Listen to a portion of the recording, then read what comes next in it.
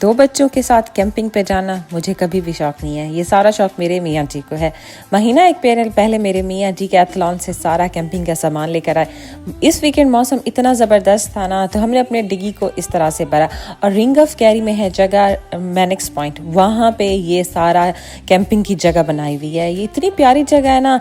हम लोग पहुँच के पहले कैंप्स बनाए और चेयर्स वगैरह भी रखे, और धूप निकली हुई थी। इतना ज़बरदस्त ये जगह थी और अच्छा मौसम लग रहा था ना। और ये इतना रीज़नेबल और अफोर्डेबल है ना। मैं सबको रेकमेंड करूँगी कि आपके बच्चे हैं, छोटे हैं चाहे बड़े हैं, लाजमी जाएं, इस एडवेंचर को एंजॉय करें। इस चीज़ को ना हिचकिचाएं कि हमारे बच्चे हैं, हम क्या करेंगे। ये बच्चे इतना खुश होते हैं ना, ये खूबसूरत जगह और पानी सामने, और बच्चे ना पानी में भी गए थे, नहाए भी थे।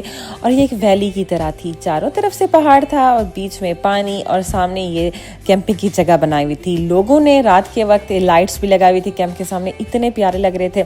और सोने का वक्त हो गया था, हम स्लीपिंग बैग सब कुछ लेके गए थे, और बच्चे इतना खुश हुए थे, थक हार के रात को सो गए थे। और इंशाल्लाह नेक्स्ट वीडियोस में सब कुछ डिटेल में बताऊंगी।